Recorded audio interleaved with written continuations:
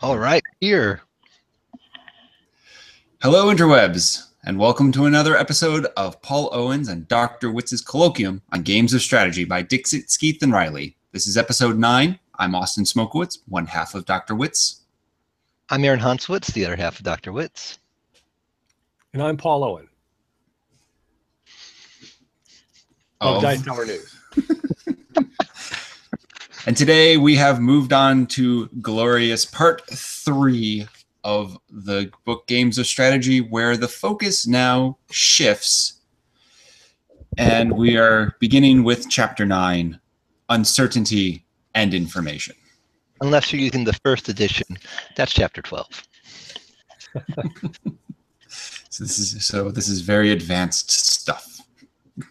Well, it's the neat stuff. I mean, we're now at the point where we are really focusing on applying game theory to strategic situations that we can see in the real world and within board games. And this chapter is all about dealing with situations where there's uncertainty and information. And that uncertainty can come from random chance events, which in board games you can easily think of as being dice, cards, chits, or dealing with different types of information amongst different players.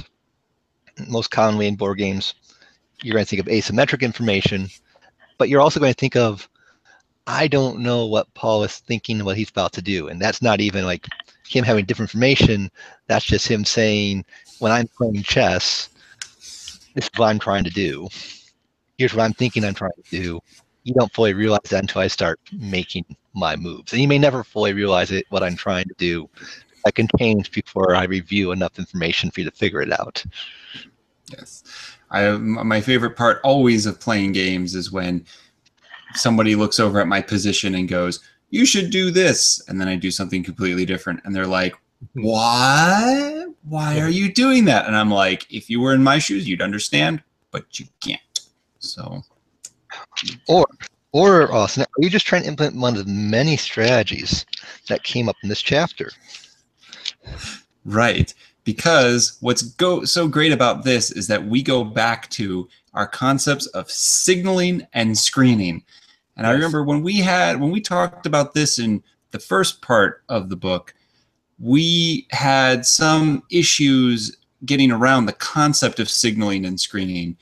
But here it dives much more deeply into these concepts, and that was very much appreciated. Well, and when it does, it first defined that there's information asymmetry. Also, like I said earlier, asymmetric information, meaning everyone here has different information that may be to their advantage or to the disadvantage of everyone else.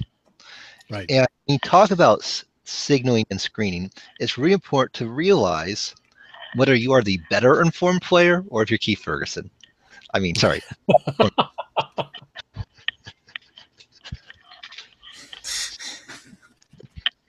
You see, someday Keith will listen to this and hear all the insults we're throwing at him. And then he'll stop listening. Someday. But, I mean, yeah, you with these asymmetric information games, you are in a position where you hopefully figure out if you're the better informed player or not, because that really affects how you're going to respond to these situations. Now, if you're the better informed player, you have the information people want, what do? Do you conceal information or reveal misleading information? Or do you reveal selected truthful information? And if you are the person who's facing the situation, you're realizing you're facing dangers. Now, what's the danger of Austin concealing information?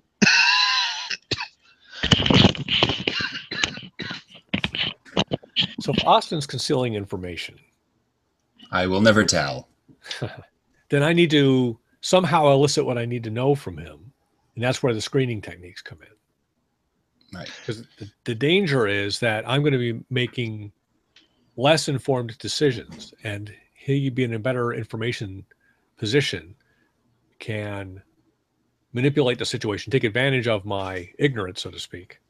And, so you elicit information throughout proof. But if Austin knows you're trying to do this, now Austin may strategically try to reveal misleading information, Oh, or yes.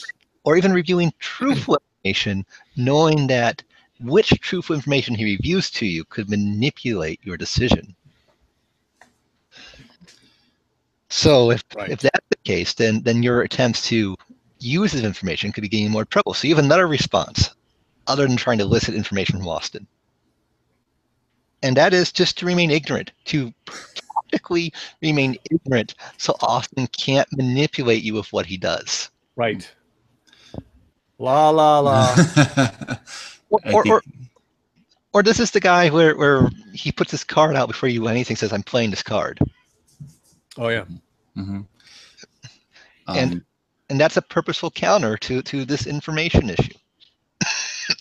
You know, you remind me of something I was told about people who were interrogated as prisoners in Vietnam. And there was the grunt infantryman who basically he didn't know much about, you know, psychological warfare or anything else, but all he knew was whatever the Vietnamese say is BS. And so he was essentially ignoring everything that he was told by his captors, and therefore he wasn't cooperating, and therefore he wasn't a security risk.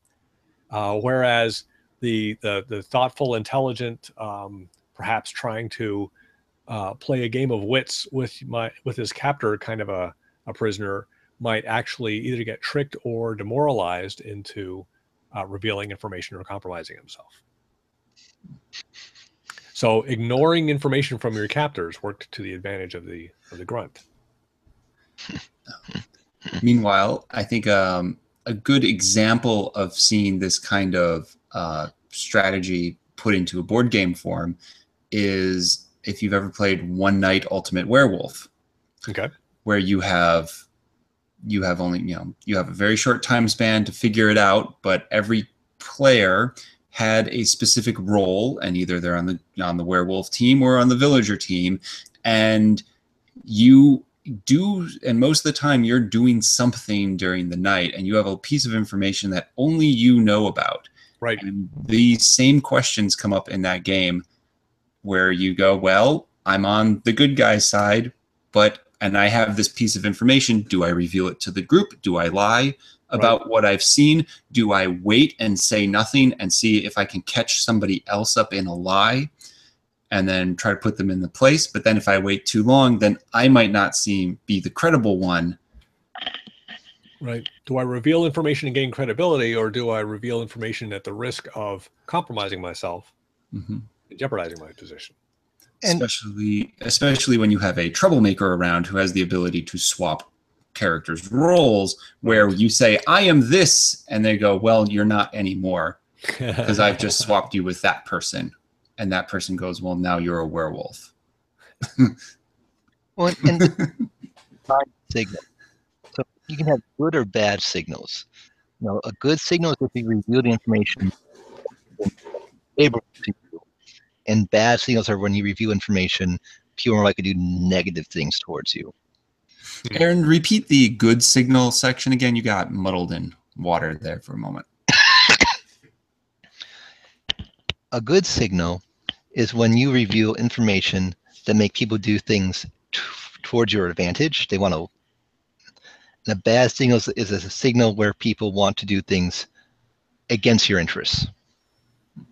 And I think I could do that one more time because I just think I messed it up. Okay. Okay, feel free.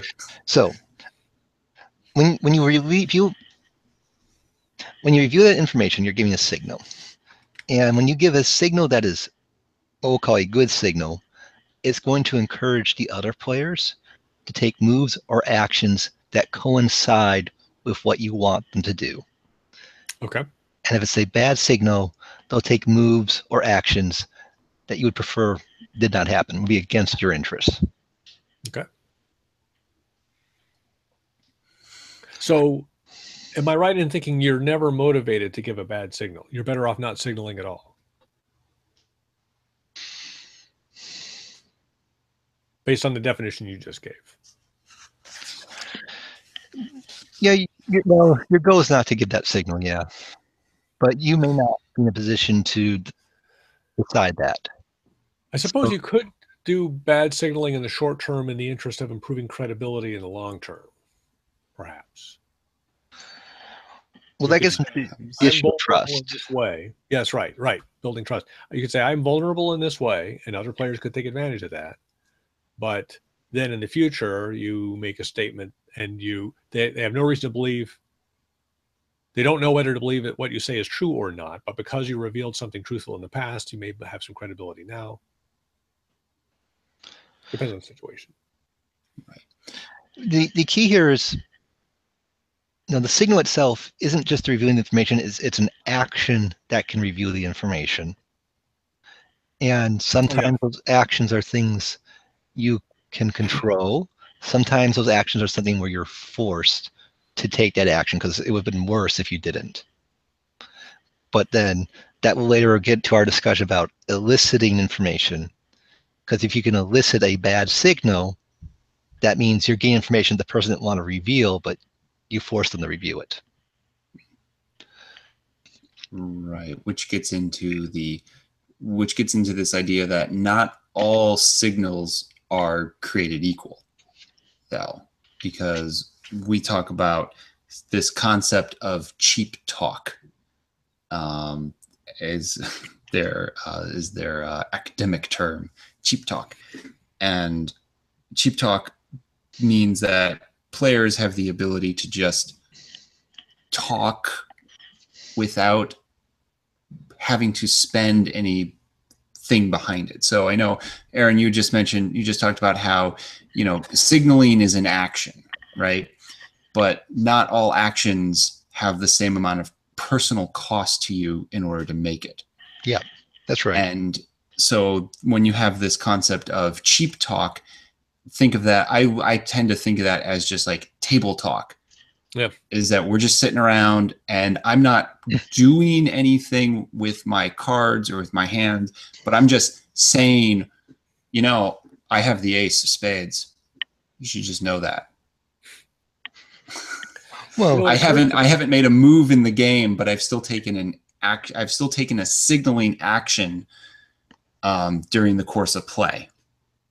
It occurs to me that for the most part, everything that happens in Werewolf is cheap talk except the actual voting. Which is why the players who just focus on who's voting where are the ones that are going to do well. Generally, yes. Yeah. Yes. I suppose you could make a promise. I promise that I will not vote you out next round if you vote with me this round or something like that. So you could make promises, you could make threats. But most of what happens in Werewolf really is cheap talk because you're just saying stuff to try to get people to believe so-and-so's a werewolf and not me. Mm-hmm. Keith is the werewolf. Keith is always the werewolf. It's always the werewolf. There's always one in every group who's always the werewolf. But if talk is cheap, and everyone knows talk is cheap, right? I'm the werewolf. You mean claim that's true? No. That's true. How do I interpret if you claim to be a werewolf? I know that you're not motivated to convince me that you're a werewolf. So then I have to think, why is he saying that? He's the Tanner. Don't kill him. But what's interesting, though, is that if the talk is still credible, then you can still come to equilibrium during the game through the cheap talk. If players... because if it's a non-zero sum game, so if it's in everyone's interest to actually talk it out, then it's in everyone's interest to talk it out and actually come to an equitable solution without taking any actions. I have to try to think of a good example for that. Well, I don't think it's no longer called cheap talk anymore, if that's the case, because that changes the game. Becomes a real negotiation at that point, right? Yeah, and what you say then has real consequences, and it's no longer. Let's put it this way: there are certain things I could say that I could only get away with it if I was the credible person to say it. And if that's the case, then that's no longer cheap talk. That's a genuine signal, a credible, genuine signal. Can you think of an example? So the one that comes to mind comes from piracy. It's a great book called The Invisible Hook by Peter Leeson. And it's all about using the skull and crossbones as a signal. When the skull and crossbones is raised, it means if you don't surrender your ship, I will kill everybody. But if you do surrender your ship, I will give everyone quarter. They'll I'll drop you Just off take your somewhere. money. Right. Yeah, I'll just take your money and your boat. And okay, first of all, probably hear that. Well, can't just anyone raise a flag? The answer is, well, yes, they can. But you know what makes it credible? What happens if you raise the flag? If you raise the flag and someone hears about it, you are now officially a pirate, which means in the eyes of the law of many of the countries, if someone came across you, you could be killed and hanged. So because you have these laws, you'd only raise that if you're willing to suffer the consequences of raising that flag. Right. And so it's now, because you have this other player who's going to punish you, in all irony, because the government's going to punish you for raising the flag, they just gave you a credible reason why you really makes the flag more credible. Yeah. Makes the flag more credible. Yeah. And if they're going to punish you anyways, what's a few more murders if you resist? So yeah, the government's going to hang me anyways, so I might as well just kill you guys. Yeah, all pirates be hanged. You know, there is no punishment greater than death by the government. So, in a weird way, the anti-piracy laws make this threat more credible and allows us to have this thing where I say something and you can believe it's true because when I say it, it has automatic consequences. And so that's no longer cheap talk. That's a credible signal. Right. Well, in my edition of the book, there's this they have a concept called cheap talk equilibrium, whereby if an equilibrium is obtained by using direct communication, then that is cheap talk equilibrium. But that's in one of those cases where it's beneficial to both players. It's most beneficial to both players to do the same thing, to coordinate, which is not the case in piracy. In what sense do you mean by that? So the example they give is the Harry Met Sally example, where if they both go to the local coffee shop, they each get 2 points. If they both go to Starbucks, they each get 1 point. But if they go to different locations, then they both end up with 0. It's in both of their interests to have some talk to say, yes, we will be going to the local latte and we'll see each other there. And that's maximally beneficial to both of us. It's not every game. Well, and that a great example to bring up because it's very different from the flag game. In the flag game, you have an outside entity imposing a cost versus in their game, you don't have that. It's whether or not they coordinate or they don't coordinate. Right. So here's a question. To what extent is that case different from a promise as a strategic move? In other words, if I say, I guess a promise is always a reaction to an opponent's move, right?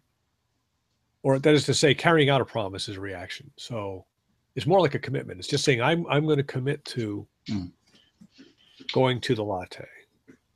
But I guess, see, now there, I'm sort of talking myself out of my own question. Well, I think what you're anticipating is we have a nice section that we'll be reading. Is it 2 weeks from now? Roughly. Next time we talk. Yep. On games with strategic moves where we talk about threats and promises. Right. And so we'll focus specifically on that. When we're really talking about signaling right now, we're not talking about threats and promises as much as we're talking about you have information that I don't. Oh, okay. And I want it. Right. Right. and how can I get that information out of you? Right. So So like if I say I have a coupon at the local latte, I'm sharing information that maybe you didn't have, and that tells you gives you more of a reason to go to the latte in anticipation of a successful outcome. yes, and that's you influencing my decision because maybe you had a coupon to the local latte in Right. WrestleMania, and I'd rather go to WrestleMania, but since you didn't tell me about WrestleMania tickets, we went to the local latte. And now that's you using the asymmetric information to your benefit. Right. And you could even credibly reveal that you have the coupon to the local latte, for a variety of mechanics. Right. As something as simple as just showing me you have the coupon. Right. And just by not telling me you have the tickets to WrestleMania, you've played this game where through selective information releases, you coordinate our activities. Right. Then do we talk about babbling equilibrium? What is babbling? Babbling equilibria is when one person is signaling information, but the other player disregards it completely as part of their calculation. Like the grunt prisoner is ignoring the communication. And so he achieves a babbling equilibrium of non-cooperation. Now, how is this different from signal jamming? I interpreted signal jamming to mean I'm concerned that people may not believe what I'm saying. Oh, okay. So here's an example. Tell me if this is an example of signal jamming. I'm playing coup, all right? And in coup, I have one or two cards that indicate members of the nobility that I have influence with. And let's say I have one, and this is an actual situation. I had one card left, and I said, I have influence with the Duke, and because of that, I can tax and collect 3 coins. And on the next turn, I said, I was lying about being the Duke. I have influence with the assassin, and therefore I'm going to spend these 3 coins and assassinate your character. And I did that back and forth and back and forth. No, I lied about being the assassin. I'm actually the Duke. I'm going to take 3 coins. And then the next turn, I lied about being the Duke. I'm the assassin, and I'm going to assassinate you. And so clearly I was lying one of those 2 times, right? And I'm just going to lie and say I'm the Contessa. No, I'm the Contessa. You've been lying the entire time. I could have been lying the entire time and just had the ambassador or something. But Duke assassination, ambassador. Take 2 cards. So, but people didn't know when to call my bluff. Is he bluffing when he says Duke, or is he bluffing when he says assassin?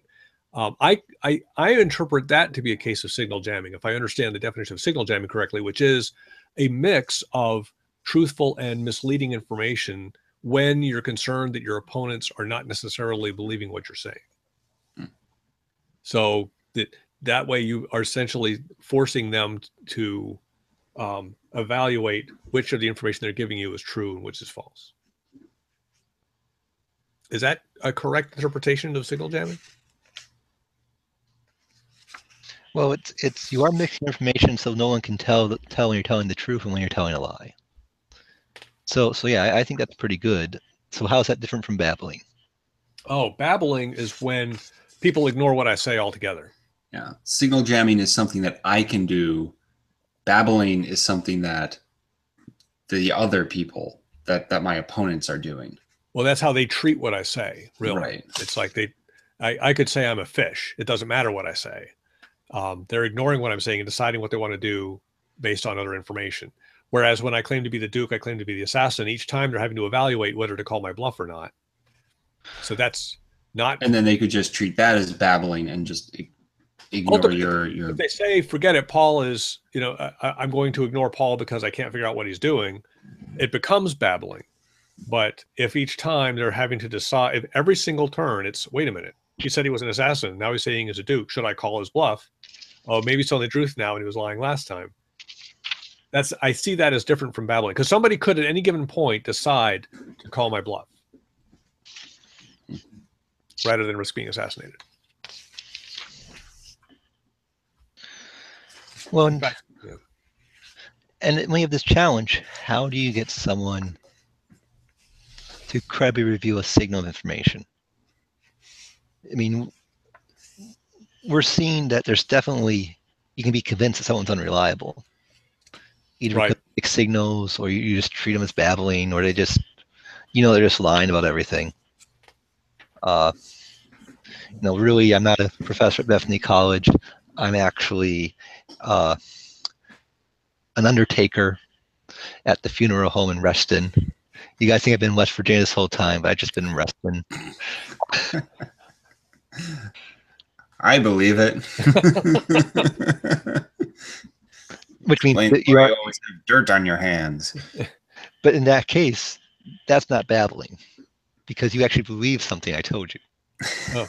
That would be, you completely disregard everything I say and just assume. Right.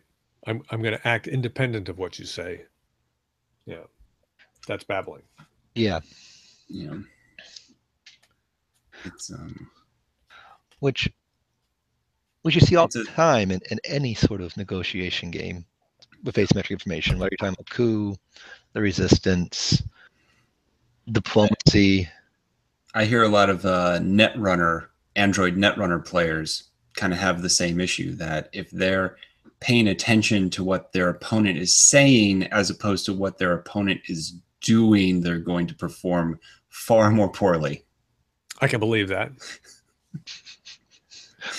Well, and that's the neat thing about this, is that some of these games have the ability to signal and some of them don't. Mm-hmm. No, diplomacy, certain moves are interpreted as being strong signals. Imperfect signals outside of taking your city, but signals. Well, then this gets into as we continue on this escalation of action, right? There's a difference in diplomacy between me saying we should be partners, Russia, you and I'm Turkey, you're Russia, we should be partners, let's go take on Austria, is one thing. Saying that during the negotiation round is one thing. Me moving my fleet into the Black Sea is something else completely different. But that's also a signal which you may or may not take. And you have to start worrying then about, like some games it's built in. What can you do if you're the player without the information? What can you do to try to elicit that? How can you screen people to get information you want? I mean, the book in my edition relies a lot on trying to find a job. Mm-hmm. Same here. The idea that you set up edition, that you set up, in essence, test, and the only people who are willing to pay the cost of doing the tests are the people who can get the benefits from completing it. So let's put it this way. Imagine you could get $1 million if you could go across 400 yards of monkey bars. But if you fail, you fall in molten lava. So because there's such a high cost of failure, it's only going to elicit the people to start trying to do it, to complete the test, if they have that ability.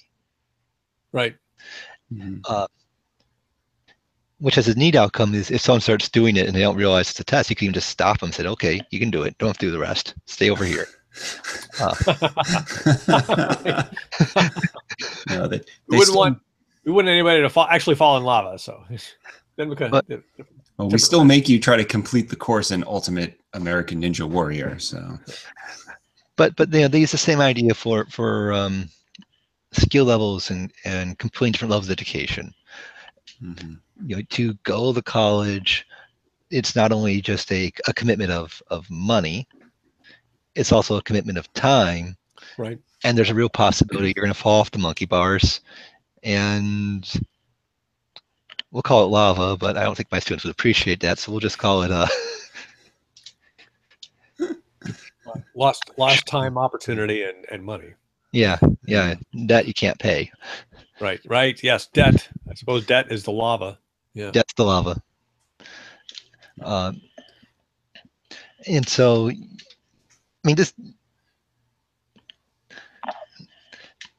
is why, when you have students, you really try to ask them, this is what you want to do, because you want to make sure that you're hopefully working with people who can take it across the bars. You don't want to see the people falling in the lava. Right.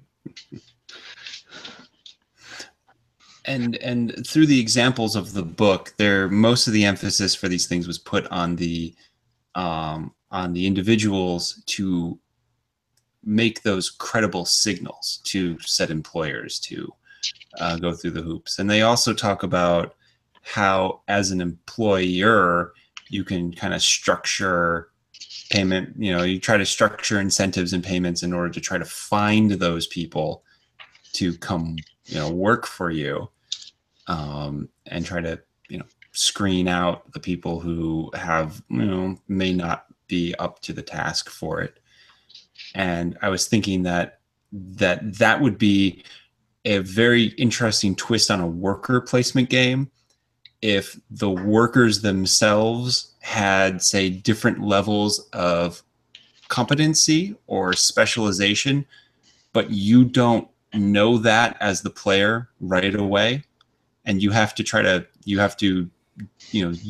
then spend the resources to try to figure out which meeples are actually the ones you really need to be in your Well, it gets better, Austin, because the cards that have this information are actually cutout cards, so only the right meeples can go through the screen. Well, I was thinking something like some meeples have stars on the bottom of their feet, but you can't. You can't flip them up until you actually, put out the proper, until you take the proper actions, and then depending on how much you can do, you can pull in the meeples already working for you, flip them over, and see which ones are actually better than they are. Or you can only look at one foot and see if he has one star, or you don't see the other foot. You don't know if he has 2 stars or 1 star. And then you get the guy with the little machine that can take the stars off your belly and put stars back on them again. True story of capitalism. But so I don't think a game like that has been done yet. Anything you guys can think of there? What, where you are having to invest in something before you know its value? Well, I did a lot of that. Sure. I think what Austin's getting at is a game where there are different qualities of workers, but at the beginning of the game, you don't know who's who.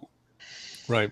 And you have to set up a series of screening over the course of the game to get, to find and get those higher quality workers onto your player board and working for you. But in that situation, you're not getting that information from your opponents. Yeah, that's what I was going to say. If you were talking about something like, I'm trying to think of, isn't there an auction game? I don't know if it would be Modern Art or something else where you're bidding on something and your opponent has some information about what you're bidding on that you don't. There's a game that just is coming out now called Felicity Cat in a Sack. And of course, it's a re-implementation of Felix the Cat in the Sack. And the idea is everybody puts a card face down into the pool in the middle. That's the sack. The sack is the pool in the middle. And each card represents usually a cat, but it might be something else. And one of them gets turned face up and people start bidding on it. And then when somebody drops out of the auction, they get some incentive money. And then another card gets turned face up. So the people remaining in the auction have more information about what they're bidding on. Now, in this case, everybody has some information about what's still face down. Not everybody does, I guess, but some people do. And so you're speculating on what's in there, but you're paying attention to how your opponents are bidding to try to anticipate whether what's in there is valuable or not. So is that more like what you were talking about, where there's where there's a certain signaling in terms of the way I bid is a reflection partly of what I put in there myself face down, and partly of what I'm speculating about what's there, and what I think other people have put in. So the question is, what makes that bid credible? And along the same idea, I mean, this is also the mechanic of stockpile as well. Yes, that's the game I was trying to think of. Yeah. Where you're trying to read bids, but the question is how much are those bids actually worth something? How much is it cheap talk? Yeah, right. And the importance of and that's the great thing about stockpile is you review some information is face down. Sort of precisely that sort of signaling issue of good and bads. Right. Trying to entice people. Yep. Did I show something good because I want you to bid on it when it's bad? Did I show something good because I'm trying to make that one pile so good that everyone bids the maximum value on it and I get something for cheap that's hiding somewhere? But I think Austin wants to go beyond a price game, which I know it's heresy to hear from Dr. Wictz, something beyond a price game. Right. Where we're having sort of sorting of the players. But I agree with your point, Paul, that Austin's game is right now against the game and not against the players. For his game to work against the players, you would have to put give each player little cards, knowing which special players can do particular activities. Right. So you might know you have the heart shape belly player, but you may not know what the heart shape belly player can do. Well, Paul does, and Paul may or may not want to credibly release that information, depending on if that information will be a good or a bad signal for him. Right. And I think that's what Austin's dreaming of, and Austin's particularly dreaming of it in a work placement game. For a lot of games we talked about, when we talked about asymmetric information, we talked about negotiation games, or we talked about auction games. But I don't know if I can think to mind either of a worker placement game that really takes advantage of that asymmetric information, where you could for screening, to influence people's behaviors for goods and bad signals. I am hard pressed to come up with a worker placement game like that. I think we found design opportunity. We did. Paul, as you do your write-ups of these episodes, you need to start adding in the design challenges that we have come up with. I think you're right. Based off of the discussions around this book. We'll have to create contests for each one, and that's a good idea, right? You can come up with the best partial information worker placement game with signaling and screening. Right. Yeah. I mean, of course, in my imagined version of this game, you also have the ability to lose workers as well. Maybe you educate them and they decide to, leave your company, go somewhere else, go back to the worker pool. But now they have that. Now everybody else at the table knows that person's more valuable. But you may not have told them if it was a star or a heart or a clover-shaped or balloon on the bottom of their foot.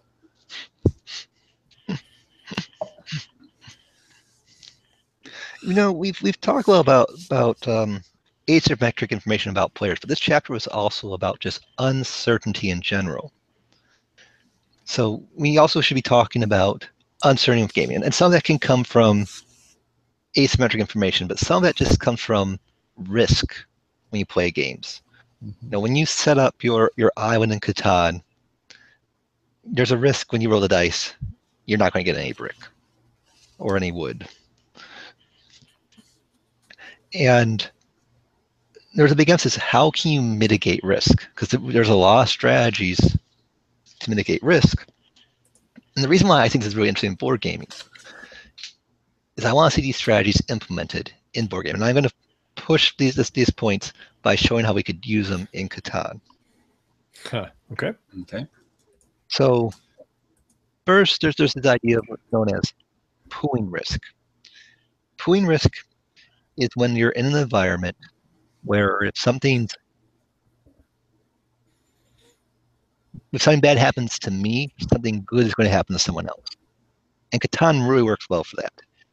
If a 9 is rolled, I don't have a 9, but somewhere else, there's a good chance someone else will have a 9. Right. So we may start considering pooling our risk. Now, how many, doing this from memory, how many wood tiles are on the board? 4. 4. So if Paul and I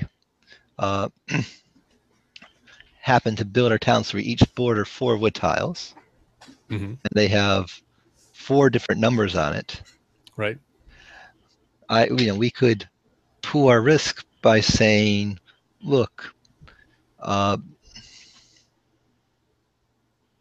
if anytime you get 2 wood, you give me 1. Anytime I get 2 wood, I'll give you 1.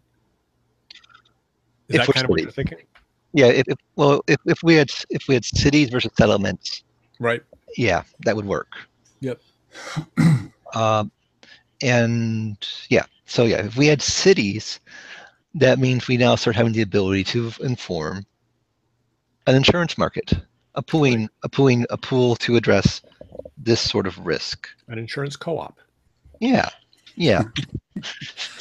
Well, it doesn't necessarily all have to be for the same resource as well. If we have a proper spread across the die rolls, I could be, giving you. I could be set up on a wheat. I can be set up on 2 cities on 2 settlements on a wheat tile, and you the same somewhere else, and we could be doing it that way between, say, wheat and brick, or any other set of resources. So, in other words, if I'm not set up on wheat anywhere, and you're not set up on lumber anywhere, we can have an agreement where anytime you get 2 wheat, you give me 1. Anytime I get 2 lumber, I give you 1. So we're not necessarily waiting for both of us to have too much wheat and too much lumber, and then we make an on-the-spot trade. We might have a standing agreement to pool resources as the opportunity or as the opportunity arises, really. Yeah. And the great thing about something like Catan is that when you do something like pooling risk, there are problems that could lead to it not working. So one is if pooling risk isn't as effective if we have positive correlation, meaning if Austin does well, Paul does well. Right. If Paul does bad, Paul does bad, because either you both are in plenty or you both have nothing at all. Right. So that's like flooding insurance in Florida. It's if an insurance company is faced with having to rebuild all of the houses in a particular county in Florida or none of them, they're not really. It's not really solvent as an insurance company, I guess. And that's why most insurance companies do not do flood insurance, right? Because flooding is a type of event where it affects an entire area, so it's always positively correlated. You can't have, if you're doing between risk strategy, I want to know that 10% is going to get flooded versus 100%, because then I have, when I'm writing my insurance, when it's negatively correlated, I have people to pay the person who gets damaged. But if they're positively correlated, then it's no longer people coming together to pool the risk. It's now everyone saying, all right, some point we're all going to get destroyed. And it's just a saving scheme. Kind of like in Hoboken. So, that in that game, the damage is all imaginary, but it's catastrophic. It ends the game.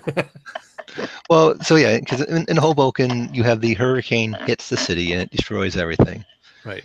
And in air quotes, destroys everything. Right.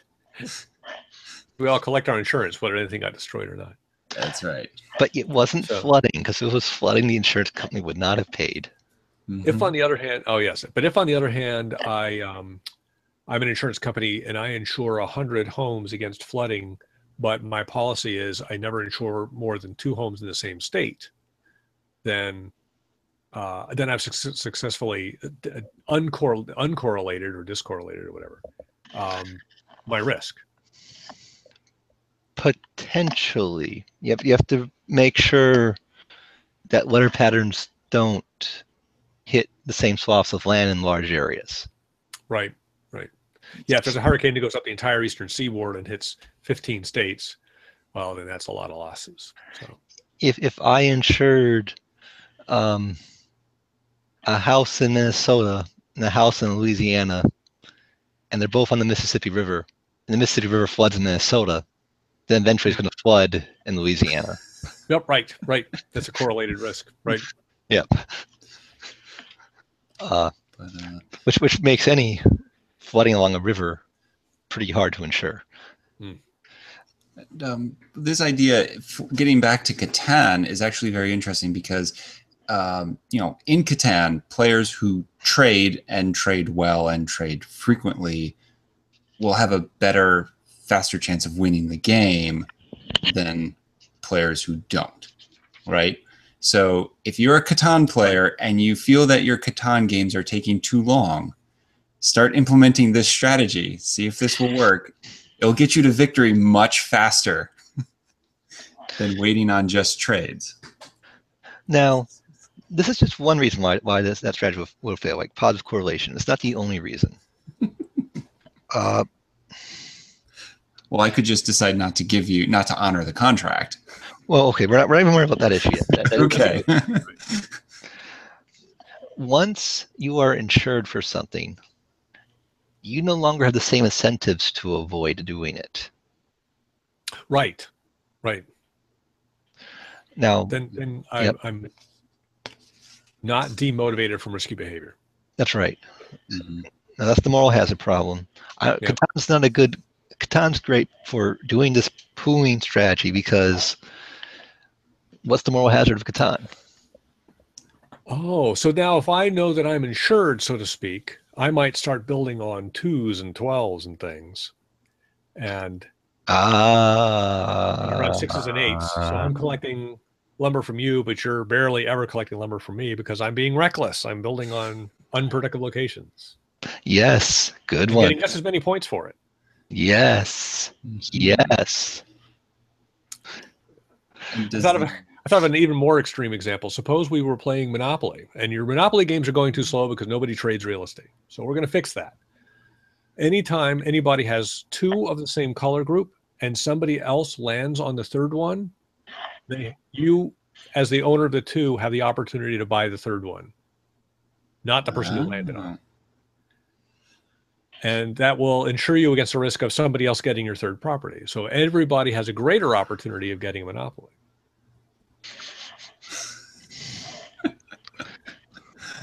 Never mind trading. Yeah. Make the game more about the dice than ever before. Right? Yes, that's right.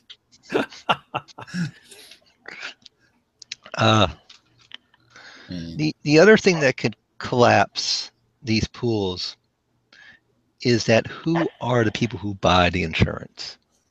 So going back to the flooding example, if I live on top of the mountain, Mhm. I'm not worried about flooding.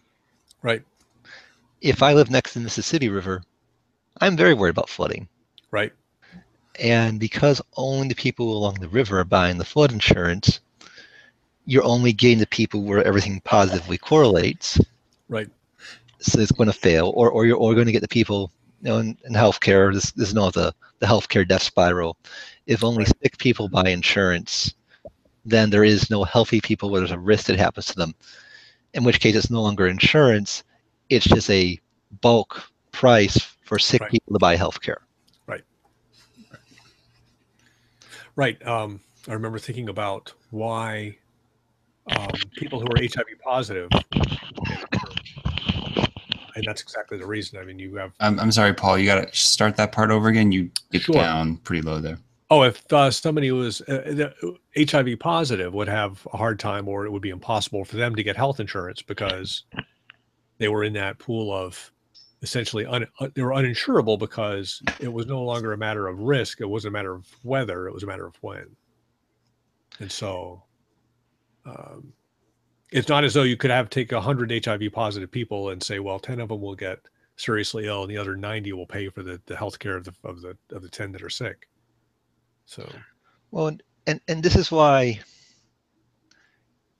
policy-wise, even if you talk to Republicans who are against the Affordable Care Act, when they talk about repealing the Affordable Care Act, they also say, and part of this policy involves setting up these groups in the states which we know cannot be insured for precisely that reason.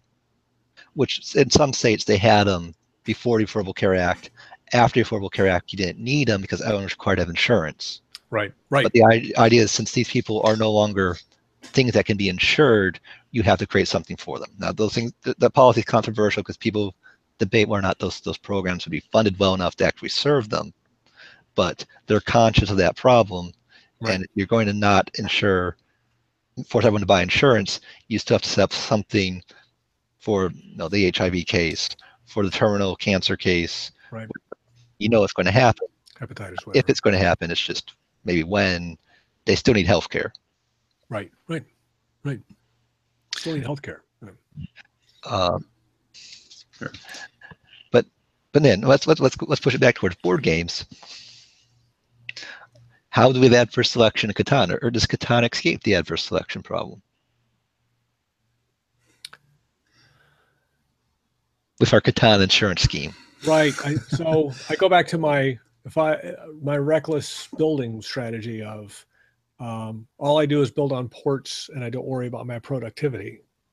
That's the adverse selection problem then.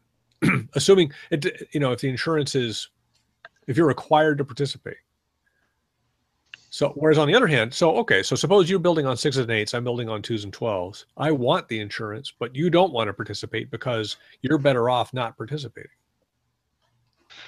Well, I mean, really, when we talk about adverse selection, it's about who elects to participate. Right. So with adverse selection, there has to be a choice to participate or not participate.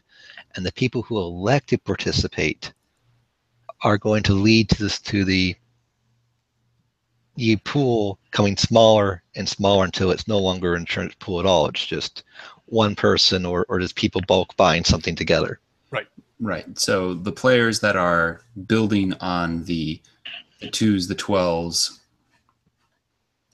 the 2s, 11s, 10s, the players that build on those areas, they're the ones that are most likely to get into this pool. But because Catan is a game about continuous growth and expansion, sooner or later, one of those players that was part of it is going to grow big enough to feel that they don't need said insurance anymore. Right. By the time I build my 4th or 5th settlement, now I'm productive. And I might say, gosh, my fellow pool members are getting more from me than I'm getting from them. So I'm going to bail out. Yes. Yeah. Which is neat because actually this makes the pooling strategy even more and more exciting because you might be able to pool for a little bit collapse unless you can coordinate and make sure that when you do the pool that you are in tandem making the other person, because if you don't, the pool will collapse. They will no longer have an incentive to be part of the pool with the game. You'd have to have something outside the game to keep them in that pool. Which, as board gamers, those threats happen all the time.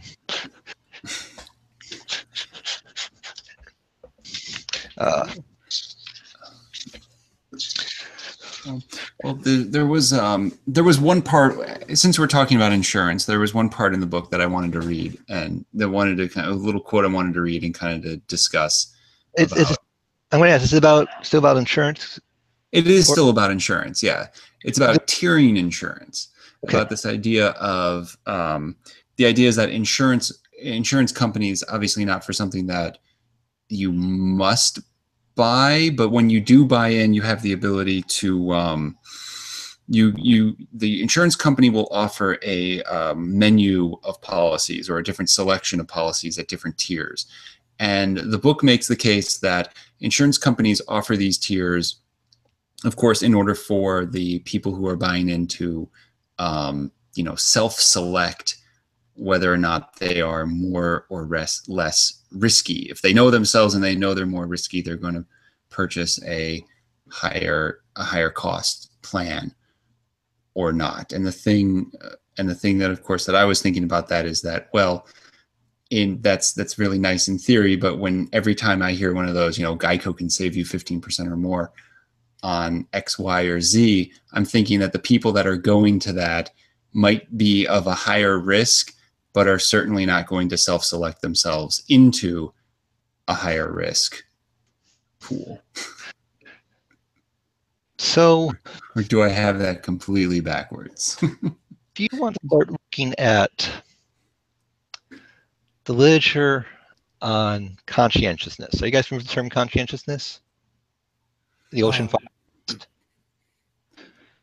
So the Ocean 5 is a personality test used by sociologists. It's used instead of something like Lyman-Briggs. Lyman-Briggs does not have any academic credibility. The Ocean 5 has some. Okay. The reason I'm an economist, so I use the word some, because economists, we think only maybe one or possibly two of those their measurements are worth something. But one of them is worth a lot, and that's conscientiousness. And the reason why we bring this up is because who is the person most likely, as Austin brought up, to buy more insurance? A person who's risk averse, which means they're more likely not to partake in risky behavior in the first place. Interesting, right. And it's an argument why you see insurance companies selling to people more insurance in terms of dollar value at a discount as they buy more. So your first $10,000 in insurance, Austin, that cost you $100. Oh, you want to know 50,000? We'll sell it to you for 50.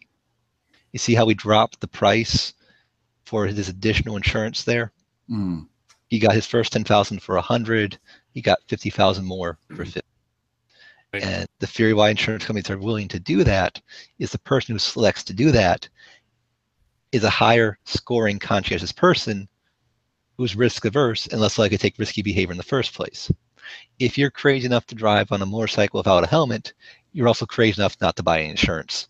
Right, because you think it can't happen to you. Right. Yeah, you don't need it. And this correlates a lot with the conscientious variable. But now that's us starting to break out of the love models in here to, we're starting to touch the lines of behavioral and experimental economics. Although, again, you could argue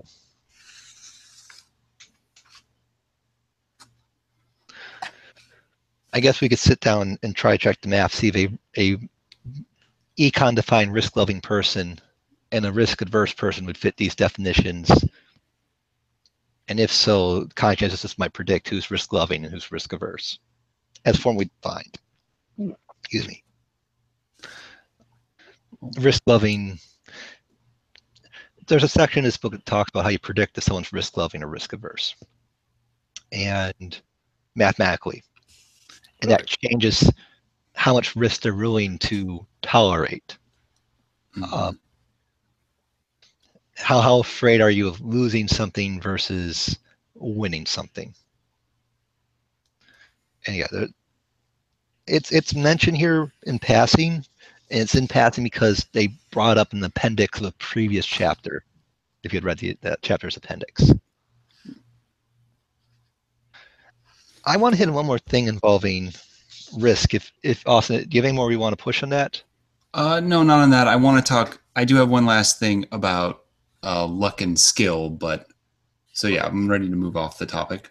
Okay, so I want to point out that there's one more way of dealing with risk, and it's called trading risk. And the way you want to think about it is think of it this way. Imagine we're in Catan, and I have 7 resources and you have 2. I'm sorry, say that again. Imagine we're in Catan, and I have 7 resources, and you have 2. Okay. You cannot afford to lose any of your resources to a A robber, to the robber. Thief. Yeah. Yep. but since I have so many, I can. Right. There, you might be able to compensate me to insure you from the risk of being robbed from. So it could be something like this: if the robber lands on your thing and takes away one of your card, you get one of my cards. Okay. And if the robber doesn't get placed next to you, then you pay me a fee of one of your cards. Ideally, maybe it's if you get a dice roll for your thing, you have to give me one of your cards, your next card. If we are doing this in terms of money, you can imagine I have $1 million, you have $10,000. You can't afford to lose your $5,000 or $10,000 because then you get kicked out of your house and you starve to death. So you might pay me $200 to insure you from that event. Right.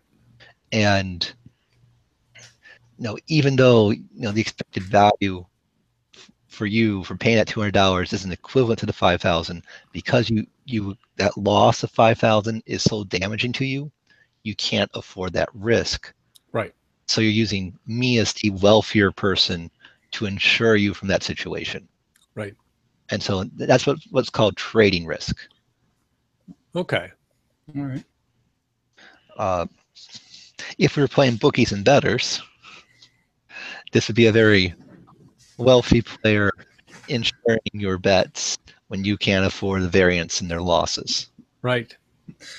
Right. If I've sold too many tickets, whatever, bet essentially against too many horses, and I'm short on money, I might need you to cover some of my commitments. That's one way you could think of it. I think a more likely scenario is someone has a betting slip from you, right? And they're worried you won't pay them. Oh, and so yes. I'm sure whether or not they'll get paid. You'll get paid. Right. Mm-hmm. I could offer to buy it back from you for $3. And that way I don't have to worry about the risk that you actually are going to win $20 from me. I forgot what the maximum payout is in bookies and bettors. I don't have to worry about the risk of you getting a big payout from me, and you don't have to worry about the risk of not getting anything out of it. So yeah, so one approach is you could do that deal. The other approach is Austin could insure it by I give him a fee, I give him the bet from you and give it to him, and he gives to me a bet on the same horse, but he's now the person that's promised it. Ah, I see. Gotcha. So then you're holding a ticket for the same horse. Its payoff is going to theoretically the same thing, but it's from a more reliable source. That's right. And so Austin has paid you to assume less risk. You paid Austin to assume less risk. So yeah. Austin's got some of your money. He's got a ticket from me. He's at risk that I might go bankrupt and he doesn't get a payout, but he got your $3 or whatever. Yeah. Whatever the fee was that you paid. Yeah. Yeah. I like that. Okay. Yeah. So it's great risk in there. It's a junk bond. But again, I think this falls in our category of well, okay, we've already had bookie and bettors, but we could challenge other games to incorporate that sort of mechanic. Yeah. But thinking... you had one more thing you wanted to close up with. So the last thing here is this idea. One of the other things that they talk about in the second part, talking about information and risk, is also this idea of luck, of chance, of what that plays into, how that plays into the game. And the thing that they talk about that is, makes sense in the real world and makes sense in our board games is that every time, the more luck you add to a game, the less skill that is necessary or the less that skill matters between players. So luck flattens the skill curve between players. And I recently played a game, and I just wanted to bring this up because I recently played a game called Age of Thieves, where it's a game that you play as a thief breaking into a castle to steal a big gem and then get out of the city before they close the gates down, before the guards close the gates down entirely. And each player is a thief trying to do the same thing. And what's interesting about that game is that as you move through the map, every fourth or fifth space, there is a tile on the board face down. And there's a whole slew of these. And about 3/4 are good events and 1 1/4 of them are bad events. They're mixed up and randomly distributed onto the board and placed onto the board. And what's interesting about it is that when you pass over these tokens, these tiles, you can choose to take it or not. So you have, as the player, have the ability to bring into the game the element of luck or not. Interesting. And what was really cool about that is at the beginning of the game, when we're all getting our footing in, everyone's picking up these tokens, seeing what they do. If something bad happens, it doesn't matter. But towards the end of the game, once the jewel is stolen and everyone's running towards the exit, nobody picks up those tiles anymore because they're just not willing to take the chance until the last 2 turns of the game, when suddenly everyone starts picking up those tokens because it becomes a desperation move. Right. Of like, I now need something to happen, and the only way I can do that is by seeing what's underneath these tiles. Right. And hopefully I get the right thing. And I thought that was a really interesting implementation of having luck in the game, but not having it dominate the game and allowing players to decide when they need it or not. Well, it really gets into the point in the book. You purposely will manipulate the riskiness and the luck in a game based on your situation. And that players tactically, you want to see in the game, tactically change the luck ratio in response to what's going in with the game. And that's a strategic decision being made by the players. Right. That's true of a lot of push your luck games where if I'm winning the game, if I'm ahead, I'm less likely to take chances because I have more to lose and I need less to win. Whereas if I'm behind you by a lot, I'm willing to take greater chances because all I have to lose is what I'm likely to lose anyway. Whereas if I score big, then I have a big chance to catch up to you. But even if it's not a push your luck game, if it's a strategic game, let's say I'm playing against a good chess player, I might be more likely to try a 4-move checkmate because it just takes one small chance they made a mistake, versus if I tried systematically playing them, they're just going to dominate me in seeing things on the board. Yeah. And it's a very risky strategy, but I'm willing to take the risk because it's a better chance of me winning than a less risky approach to the game. Right. And of course I bring it up because when you're designing a game, this is something you do have to keep in mind going through the thoughts of your players, is that they're not just there to try to optimize your system or trying to solve the puzzle. When they're playing against other people, they're also going to be bringing in this element of, okay, how risky now do I have to be in order to get myself back ahead in this game? Right. And I think that's a really good place to wrap it up tonight, because that's a good thought and a good problem for designers. I would agree. I don't have any other real points that I wanted to make. Paul? No, I think we've hit a lot of good ones in the realm of uncertainty and information. And yeah, it's and I have jotted some notes down about design challenges to take on as part of the blog entry when I get around to that. So, as always, thank you for listening. I'm Aaron Hanswitz from Dr. Wictz. We have Austin from Dr. Wictz, and we have Paul Owen from Dice Tower News. And if you are just getting started with us, you can go to dr.witz.com, and you can find not just this episode, but you can also find all the past episodes. As you know, this is episode 8 or 9 now? 9. Episode 9. So if you like what you're hearing, start at the beginning and get familiar with all these terms that we're talking about. And also read Paul's great write-ups on the ones he's done so far, which are also linked on that website. But thank you again, everybody, for being here tonight. I'm looking forward to our next discussion because we are talking about credible commitments and credible threats. And we're talking about strategic moves. Right. We've been waiting for this discussion for a long time, even though we didn't realize we were going to have it. All right. All right. Bye, everybody. Good night, everybody. Bye.